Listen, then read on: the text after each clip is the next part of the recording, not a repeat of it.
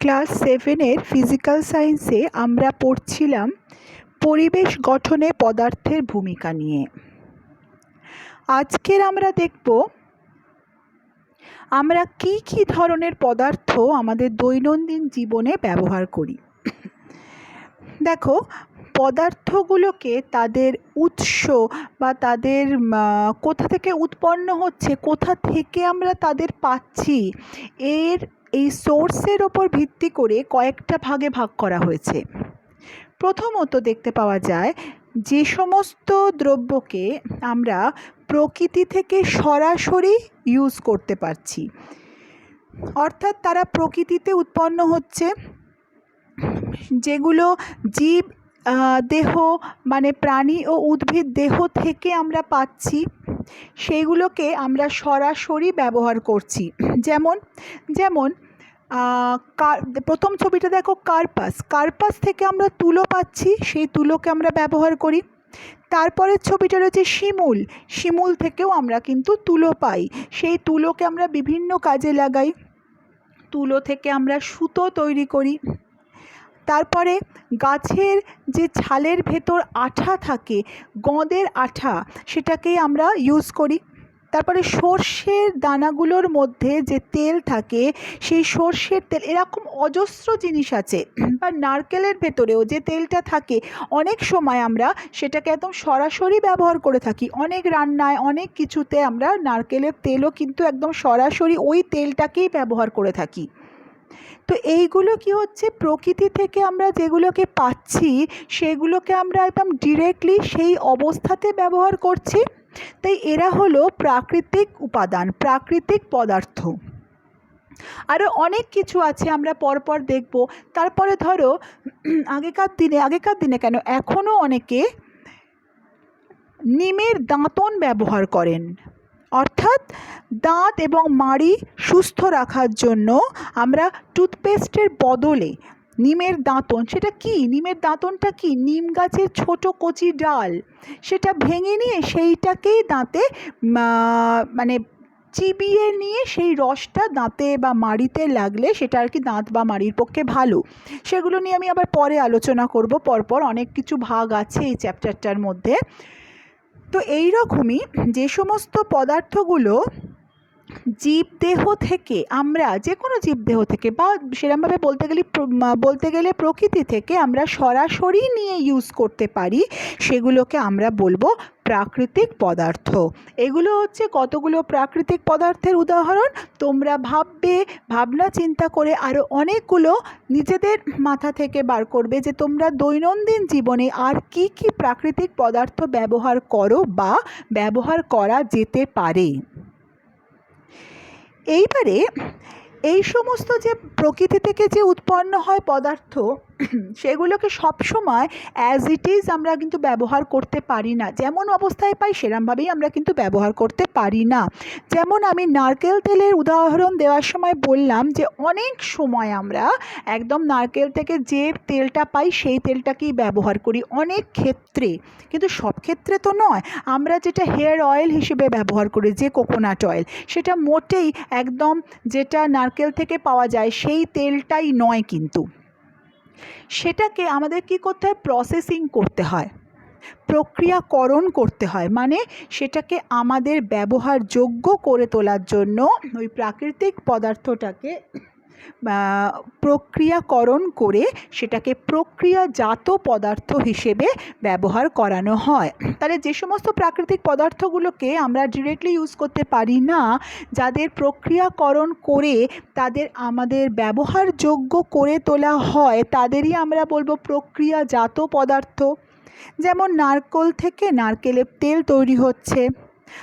দুধ থেকে, দেখো দুধ আমরা ডিরেক্টলি পাচ্ছি তো কোনো জীবদেহ থেকে, তাই দুধকে যখন দুধ হিসেবে, যেটা গরুর দুধ, যেটা প্যাকেটে করে দুধ আসছে সেটা কিন্তু নয়, যেটা গরুর দুধ সেইটা একদম ডাইরেক্টলি যেটা আমরা খাচ্ছি বা ইউজ করছি সেইটা কিন্তু হচ্ছে আমাদের প্রাকৃতিক পদার্থ।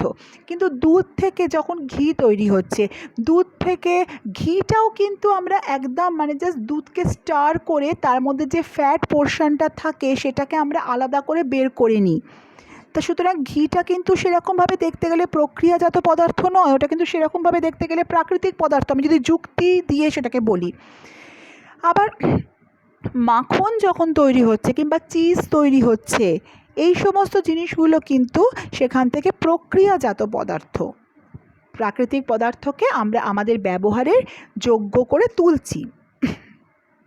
আখের রস, গরমকালে যে আখের রস পাওয়া যায়, তোমরা মাঝে মাঝেই সে আখের রস খেয়ে থাকো, সেটা কিন্তু প্রাকৃতিক পদার্থ, ডাইরেক্টলি সেই আখ থেকে যে রসটা বেরোচ্ছে সেটা তোমরা খাচ্ছ।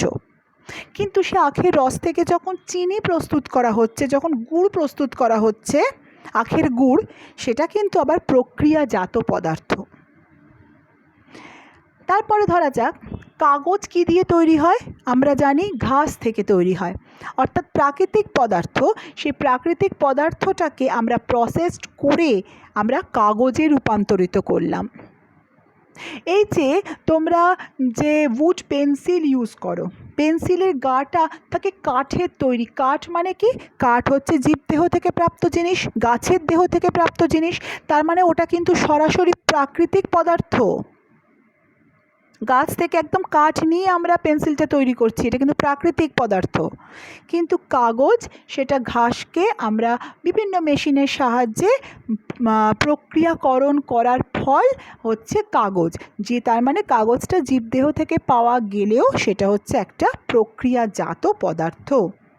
তাহলে তোমরা এখানে যে কটা আমি উদাহরণ দিলাম প্রক্রিয়াজাত পদার্থের, তোমরা আরও কয়েকটা প্রক্রিয়াজাত পদার্থ মাথা থেকে চিন্তা করে বার করবে, সেটাকে নোট করবে।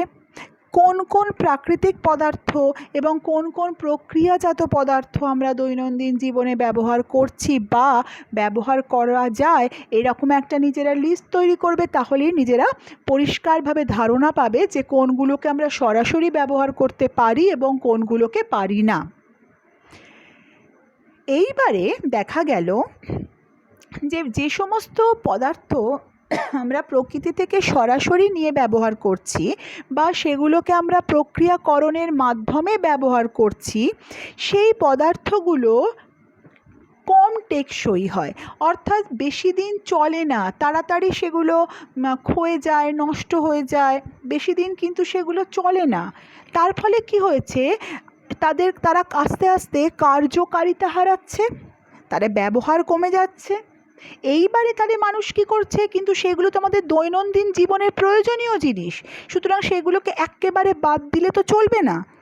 তুমি ভাবো না, তুমি সকালবেলা উঠে তুমি মুখ চোখ ভালো করে ফ্রেশ না করলে তোমার চলবে না, কিন্তু এই নিমের দাঁতন সেটাও যথেষ্ট সময় সাপেক্ষ ব্যাপার। চট করে তুমি এখন ব্রাশ দিয়ে দাঁত ব্রাশ করতে তোমার যেটুকু সময় লাগে তার থেকে অনেক বেশি সময় লাগে দাঁতকে সুস্থভাবে সঠিকভাবে দাঁত এবং মাড়ি মুখ পরিষ্কার করতে ওই দাঁতন দিয়ে। তাহলে সময়টাও একটা বিশাল ফ্যাক্টর হয়ে যাচ্ছে। বা সব কিছু আমি যদি এক এক করে বলতে থাকি তাহলে দেখতে পারবে এগুলো সমস্ত কিছু এক এক করে যদি আমরা ভাবতে থাকি তাহলে দেখব যে শুধুমাত্র যে তারা টেকসই না তা না। যেমন তুলো থেকে যখন সুতো তৈরি করা হচ্ছে, সেই সুতোর জিনিস সহজেই ছিঁড়ে যাচ্ছে, তার মানে আবার আমাকে সেটা তৈরি করতে হচ্ছে। তাহলে মানুষ চাইবে কি, যে এমন একটা জিনিস ব্যবহার করতে যেটা ব্যবহার করলে আমার টাইম ম্যানেজ হবে, অর্থাৎ আমার সময় কম লাগবে, কম সময়ে আমি একটা কাজ করতে পারছি, কারণ আস্তে আস্তে দিন দিন মানুষ কী হচ্ছে, ব্যস্ত হয়ে পড়ছে, তার হাতে সময় কম। এছাড়াও কি, আমি একটা জিনিস যখন কিনছি বা একটা জিনিস যখন ব্যবহার করছি সেটা আমার দীর্ঘদিন চলবে, বেশ কয়েকদিন চলবে, এটাও এক্সপেক্টেড। সুতরাং মানুষ এবারে দেখলো যে এই সমস্ত পদার্থের কথা মাথায় রেখে এদের কনসেপ্টটাকে ইউজ করে আমি যদি বৈজ্ঞানিক উপায়ে কোনো নতুন পদার্থ তৈরি করতে পারি কিনা। আর মানুষ তো পারবেই, কারণ সে তো হচ্ছে একদম মোস্ট ডেভেলপড ব্রেনের অধিকারী এই সারা ইউনিভার্সে এখনও পর্যন্ত জানা গেছে। তাহলে পৃথিবীর মধ্যে মানুষ যখন সর্বশ্রেষ্ঠ জীব, তাহলে তারা নিজেদের প্রয়োজনীয় জিনিস যেমনটি চাই ঠিক তেমন বানিয়ে নিতে পারবে। এই বানানো জিনিসগুলো, অর্থাৎ মানুষ নিজের প্রয়োজনে নিজের সুবিধা মতন যে সমস্ত জিনিস নিজে বুদ্ধি খাটিয়ে বানিয়ে নিয়েছে, কনসেপ্টটা সে প্রাকৃতিক যৌগ বা প্রাকৃতিক পদার্থ বা প্রক্রিয়াজাত পদার্থের অনুকরণে ওই কনসেপ্টটা রেখেছে। রেখে এবারে নিজের সুবিধা মতন জিনিস বানাতে শুরু করেছে। মানুষ সৃষ্ট যে সমস্ত পদার্থ তাদের আমরা বলবো সংশ্লেষিত পদার্থ। সংশ্লেষিত কার দ্বারা? মানুষ দ্বারা। এবারে চলো আমরা সংশ্লেষিত পদার্থ সম্বন্ধে একটু জানি। যে সমস্ত যৌগ বা পদার্থ যাই হোক অন্য কোনো যৌগের রাসায়নিক বিক্রিয়ার মাধ্যমে প্রস্তুত করা হয় তাদেরকে বলা হয় সংশ্লেষিত যৌগ। তার মানে কি হচ্ছে? ল্যাবরেটরিতে তৈরি হচ্ছে এই সমস্ত পদার্থ, প্রকৃতি দান করছে না। মানুষ ল্যাবরেটরিতে তার বৈজ্ঞানিক বুদ্ধি, তার বৈজ্ঞানিক জ্ঞান সেগুলোকে কাজে লাগিয়ে রাসায়নিক বিক্রিয়ার দ্বারা সে কী করছে? নতুন নতুন পদার্থ সৃষ্টি করছে। আমরা জানি তো নতুন পদার্থ সৃষ্টি করতে গেলে তো রাসায়নিক বিক্রিয়া দরকার হবেই, কারণ রাসায়নিক পরিবর্তন না হলে নতুন পদার্থ তৈরি হবে না। তাই এই সমস্ত পদার্থ তৈরি হচ্ছে কোথা থেকে? ল্যাবরেটরি থেকে। যেমন ধরো কতগুলো আমি উদাহরণ দিয়েছি। আমরা গাছ কেটে গঁদের আঠা পাচ্ছিলাম, সেই গঁদের আঠাটা কিন্তু হ্যান্ডেল করা, এখন বুঝতে পারি যে হ্যান্ডেল করা যথেষ্ট কঠিন। মানে কঠিন মানে কি, সেটা ভীষণ চটচট করে, হাতে লেগে যায়, অনেক কিছু ব্যাপার স্যাপার, এবং শুকোতে হয়। গঁদের আঠা লাগিয়ে, আমরা ছোটোবেলায় গঁদের আঠাই ব্যবহার করতাম, গঁদের আঠা লাগিয়ে সেটাকে খানিকটা শুকোতে হয়। আর এখন যে সমস্ত অ্যাডহেসিভগুলো পাওয়া যায়, এই যে ফেভিকল, তারপরে বিভিন্ন জিনিসগুলো, ডেনড্রাইট যেগুলো পাওয়া যায়, লাগানো, আর কোথাও কোথাও কোনো পেজে বা কিছুতে লাগানোর সঙ্গে সঙ্গে সেটা শুকিয়ে যাওয়ার টেন্ডেন্সি হয়, অর্থাৎ ব্যবহার করা অনেক ইজি। তাহলে এই যে অ্যাডহেসিভ বা এই যে আঠা, এটা কিন্তু মানুষের সংশ্লেষিত একটা পদার্থ। এটা সম্বন্ধে আবার পরে বলছি। মোমের অরিজিন কোথায় বলো তো? বিহাইভে, মানে মৌমাছির চাক, সেখান থেকে তো আমরা মোম পেতাম, মানে সেটা একেবারে প্রাকৃতিক পদার্থ। এই দেখো একটা প্রাকৃতিক পদার্থের উদাহরণ বেরিয়ে গেল। তাহলে মধুটাও একটা প্রাকৃতিক পদার্থ, মোম ওখান থেকে পেতাম। কিন্তু সেই মোম সংগ্রহ করা এবং সেই মোমটাকে মানে যথেষ্ট ব্যয় সাপেক্ষ বলো, সেটাকে একদম ওখান থেকে ওই বিহাইভ থেকে নিয়ে সেটাতে সেই সমস্ত মোমকে কাজে লাগিয়ে জিনিসপত্র তৈরি করা, এই সমস্ততে স্বাভাবিকভাবেই টাকার পরিমাণটা বেড়ে যায়। যে আমি যদি একদম অরিজিনাল মোমের জিনিসপত্র কিনতে চাই তাহলে কিন্তু এগুলো অনেকটাই টাকার পরিমাণটা কিন্তু বেড়ে যায়। তখন আমরা কি করলাম? সংশ্লেষিত যৌগ মোম, কিন্তু সংশ্লেষিত মোম। তার একটা উদাহরণ হচ্ছে আমরা যে ক্রেয়ন্স ইউজ করি, আমরা তো বলি ওয়্যাক্স কালার, মোম রং, কিন্তু এই মোম মোটেই ওই মৌমাছির চাকে তৈরি হয় না, এই মোম তৈরি হয় মানুষের ল্যাবরেটরিতে। বোঝা গেছে? তারপরে যে সমস্ত আমরা কসমেটিক্স ইউজ করি, আমরা কসমেটিক্স হিসেবে আগেকার দিনে অন্যান্য জিনিসপত্র ইউজ করতাম। আমি পরের ক্লাসে সেগুলো নিয়ে আলোচনা করব, আলাদা টপিক আছে এই চ্যাপ্টারে, সেগুলো নিয়ে পরে আলোচনা করব। কিন্তু এখন আমরা আমাদের সময়াভাব বা একই কারণগুলো প্রত্যেকটার ক্ষেত্রেই একই, তার জন্য যেগুলো ইউজ করি আমাদের অনেক সুবিধার্থে, এগুলো ইউজ করা আমাদের পক্ষে এখন অনেক সুবিধা। তুমি তোমার বাড়িতে যা যা কসমেটিক্স ইউজ করো সবই হচ্ছে মনুষ্য সৃষ্ট, অর্থাৎ সংশ্লেষিত যৌগ। তারপরে তোমার বাড়িতে যেদিকে তাকাবে সেদিকে প্লাস্টিকের বটল থেকে শুরু করে টিফিন বক্স, পেন্সিল বক্স, তোমার ওই বোর্ড, যেটা তুমি যে বোর্ডে লিখছো, যে পেনে লিখছো, পেনের গাটা, সমস্ত কিছু যে প্লাস্টিক দিয়ে তৈরি হচ্ছে। এটা একটা বিশাল বড় মানুষের আবিষ্কার, সংশ্লেষিত যৌগ। এগুলো হচ্ছে সমস্ত মানুষের তৈরি। এরকম আরও অনেক সংশ্লেষিত জিনিস আছে যেগুলো মানুষ তৈরি করেছে তার নিজের সুবিধার্থে। আর মানুষ, ওই যে বলছিলাম না যে কটন বা সুতো, তুলো থেকে যে সুতো তৈরি হয় সেটা চট করে ছিঁড়ে যায়, এই যে তার মানে কি, জামা কাপড়, সুতোর তৈরি জামা কাপড় বেশি দিন টেকসই হয় না।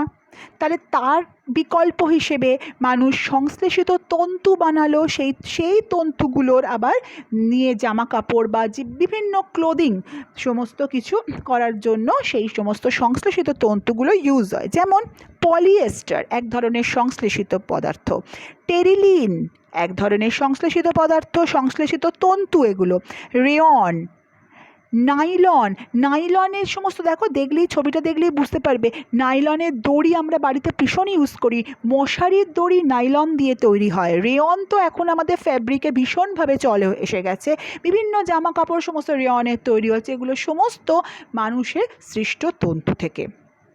এই প্রসঙ্গে একটা কথা বলে রাখি, কালী পুজোর সময় যখন বাজি পোড়াও তখন বারণ করা হয় না যে সিনথেটিক কথাটার মানে কি, যেটাকে সিনথেসিস করা হয়েছে, মানে যেটাকে সংশ্লেষণ করা হয়েছে, অর্থাৎ সংশ্লেষিত, তার ইংলিশ হচ্ছে সিনথেটিক। কার দ্বারা সিনথেটিক? মানুষ দ্বারা সিনথেটিক। কি বলা হয়? সুতির জামা কাপড় পরবে। কারণটা জানো তো? কারণ হচ্ছে যে সুতো, মনে করো একটা সুতো যেটা একদম কটন, মানে তুলো থেকে যেটা তৈরি হয়েছে, সেই সুতোতে কোনো রকম যদি আগুন লেগে যায় না, সুতোটা সেখান থেকে ছিঁড়ে যায়, জাস্ট ছিঁড়ে যায়। কিন্তু এই সংশ্লেষিত তন্তু দ্বারা তৈরি জামা কাপড়ে যদি কোনো রকম, যদি আমার জামা কাপড়ের মধ্যে এই সংশ্লেষিত তন্তু থেকে থাকে, তাহলে সেই ধরনের, সেইখানে যদি আগুন লেগে যায় না, এরা কেটে যায় না, এরা গলে যায়, গলে গিয়ে চামড়ার সাথে আটকে যায়, ফলে কি তোমার চামড়াতে পুড়ে যাওয়ার সম্ভাবনাটা আরও বেশি হয়ে যায়। সেই জন্য বলা হয় যে বাজি পোড়ানোর সময় সুতোর জামা পরতে হবে, এই সমস্ত নয়। আবার এই সংশ্লেষিত তন্তু, আবার প্রাকৃতিক পদার্থ, এইগুলো সংমিশ্রণ করেও আবার বিভিন্ন তন্তু তৈরি করা হয়, যেমন টেরিলিন আর কটন মিলে টেরিকট যেটাকে আমরা বলি, সেগুলো তৈরি করা হয়। এরকম মানুষ নিজের প্রয়োজনে যখন যেমন প্রয়োজন হচ্ছে তখন তেমনভাবে বানিয়ে নিতে পারছে। এই যে এই সংশ্লেষিত তন্তু বা সংশ্লেষিত পদার্থের মধ্যে এমন অনেক কিছু নাম আমি এইমাত্র করলাম, যাদের বলা হয় পলিমার। যে সমস্ত সংশ্লেষিত পদার্থগুলোর নাম আমি এতক্ষণ ধরে করলাম, তার মধ্যে অনেকগুলোই আছে যাদের একটা আলাদা ক্যাটাগরাইজ করা হয়, সেটাকে বলে পলিমার। পলি মানে কি? পলি মানে হচ্ছে অনেক, মেনি, আর মেরাস মানে হচ্ছে পার্ট, সেগমেন্ট, খণ্ড। আর পলিমার হচ্ছে বহু অংশ বা খণ্ড বিশিষ্ট অণু। অসংখ্য ক্ষুদ্র ক্ষুদ্র অণু বিশেষ রাসায়নিক প্রক্রিয়ার মাধ্যমে পরপর যুক্ত হয়ে যে দীর্ঘ শৃঙ্খল বিশিষ্ট, মানে চেনের আকারে বৃহদাকার অণু তৈরি করে, তাদের বলা হয় পলিমার। যেমন ডান দিকের এই গ্রিন ছবিটা দেখো, ওই ছোট্ট ছোট্ট একটা একটা অণু, তারা প্রত্যেকে পরপর পরপর রাসায়নিকভাবে জুড়ে গেছে, জাস্ট জুড়ে গিয়ে একটা চেন সৃষ্টি করেছে। ওই চেনটা হচ্ছে আবার একটা অণু, যার মধ্যে অজস্র ওই ছোট্ট ছোট্ট অণুগুলো আছে। ওই বড় অণুটাকে বলা হয় পলিমার। আর যে একটা একটা খণ্ড জুড়ে ওই পলিমারটা তৈরি হয়েছে না, যে ছোট্ট ছোট্ট এক একটা মলিকিউল জুড়ে এক একটা অণু, সেই এক একটা অণুকে বলা হয় মনোমার। পলি মানে যেরকম অনেক, মনো মানে সেরকম ওয়ান। যেরকম একটা অক্সিজেন থাকে বলে CO, তার নাম হচ্ছে কার্বন মনোঅক্সাইড। মনো মানে ওয়ান, তাই একটা ছোট্ট অণু, তার নাম হচ্ছে মনোমার। আর সেটা জুড়ে জুড়ে যখন বড় অণু তৈরি করে তখন তার নাম পলিমার। আর যে প্রক্রিয়ার মাধ্যমে, যে রাসায়নিক বিক্রিয়াটার মাধ্যমে এই পলিমার তৈরি হয়, তার সেই বিক্রিয়াটার নাম হচ্ছে পলিমারাইজেশন। আমরা অনেকগুলো পলিমারের অলরেডি নাম করে ফেলেছি, তবু আমি কতগুলো পলিমারের নাম বলছি। যেমন অ্যাডহেসিভ, যেগুলো আমরা ইউজ করি। তারপরে চিউইং গাম, যে বাবল গাম, বিভিন্ন চিউইং গাম যে আমরা কন্টিনিউয়াসলি চিউ করি, ভীষণ আমাদের পছন্দের জিনিস, সেটা কিন্তু আসলে পলিমার এক ধরনের। পলিথিন, এই পলিথিন হচ্ছে সব থেকে বেশি প্রচলিত পলিমার। তাহলে পলিথিন নাম কেন? কারণ ইথিলিন বলে একটা জৈব যৌগ, যার সংকেত হচ্ছে C2H4, সেই ইথিলিন হলো পলিথিনের মনোমার। ওই অজস্র N সংখ্যক, আমরা বলি N সংখ্যক ইথিলিন অণু পরপর জুড়ে পলিমারাইজেশন বিক্রিয়ার মাধ্যমে পলিথিন তৈরি করে। তাহলে পলিথিনের সংকেত হচ্ছে C2H4N। তাহলে পলিথিনের মনোমার হচ্ছে ইথিলিন। আবার এরকম আছে PVC, আমরা যে বিভিন্ন জলের পাইপ, এই সমস্ত পাইপ, PVC টায়ার হয়, এই সমস্ত জিনিসগুলো যে আমরা পাই, PVCর কথা হচ্ছে পলিভিনাইল ক্লোরাইড, এটাও হচ্ছে একটা পলিমার। এর মনোমারের নাম হচ্ছে ভিনাইল ক্লোরাইড। ঠিক আছে, এগুলো তাহলে গেল পলিমার, মনোমার এবং পলিমারাইজেশন বিক্রিয়া। এবারে আমরা প্রাত্যহিক জীবনের অনেক কিছুতেই পলিমারের ব্যবহার দেখতে পাই। তার মধ্যে সবথেকে বেশি ব্যবহার হয় হচ্ছে প্লাস্টিক। প্লাস্টিককে আবার দুরকমভাবে ভাগ করা যায়, একটা থার্মোপ্লাস্টিক, একটা থার্মোসেটিং প্লাস্টিক। যে সমস্ত প্লাস্টিককে তাপ দিয়ে বারবার গলানো যায় এবং তাকে বিভিন্ন আকৃতি দেওয়া যায়, সে নমনীয় হয়, তাকে তাপ দিয়ে টেনে সম্প্রসারিত করা যায়, তাকে বেঁকানো যায়, গলিয়ে দেওয়া যায়, বিভিন্ন শেপ দেওয়া যায়, বিভিন্নভাবে মোল্ড করা যায়, সেগুলোকে বলা হয় থার্মোপ্লাস্টিক। যেমন প্লাস্টিকের মগ, বালতি, চেয়ার, টেবিল ইত্যাদি। দেখবে অনেক সময় বালতি ফেটে গেছে বা কিছু, ঝালাইওয়ালারা কী করে, তাপ দিয়ে ওইখানটা গলিয়ে আবার জুড়ে দেয়, তাহলে এটা থার্মোপ্লাস্টিকের উদাহরণ। আর যে সমস্ত প্লাস্টিক মাত্র একবার মোল্ড করা যায়, তাকে কিন্তু আর আলাদা করে তাপ দিয়ে গলানো যায় না বা সেখানে নতুনভাবে তাকে আবার শেপ দেওয়া যায় না। এরা শক্ত হয়, তার নমনীয়তা কম থাকে, এই জন্য এদের গলানো যায় না। আর যদি বেশি তাপ দিই তাহলে সেই প্লাস্টিকটা কয়লায় পরিণত হয়ে যায়, মানে কার্বন, ওই যে ওর মধ্যে কার্বন আছে। আর যেমন সমস্ত ওই বৈদ্যুতিক সুইচ, তারপরে প্লাস্টিকের যে সমস্ত ডিশ, বাটি, এই সমস্তগুলো পাওয়া যায় না আজকাল, সমস্ত প্লাস্টিকের তো একদম জয় জয়কার চারদিকে, ওই প্লাস্টিকগুলো হচ্ছে থার্মোসেটিং প্লাস্টিক। দেখো আমি এখানে কিছু থার্মোপ্লাস্টিক এবং থার্মোসেটিং প্লাস্টিকের উদাহরণ দিয়ে দিয়েছি। স্ক্রিনটাকে বড় করো, ছবিটাকে দেখলেই বুঝতে পারবে কোন কোনগুলো থার্মোপ্লাস্টিকের উদাহরণ আর কোন কোনগুলো থার্মোসেটিং প্লাস্টিকের উদাহরণ। তাহলে এই দুরকম গেল হচ্ছে প্লাস্টিক। এছাড়াও আমরা কেন পিভিসি কথাটা বললাম, পিভিসিকে কেন ইউজ করি, কারণ পিভিসি অত্যন্ত নমনীয়, তাকে আমরা বেঁকাতে পারি, নিজেদের সুবিধা মতন শেপ দিতে পারি। জলরোধী পাইপ হিসেবে ব্যবহার করি, খুব মজবুত, তাপ ও তড়িতের অন্তরক।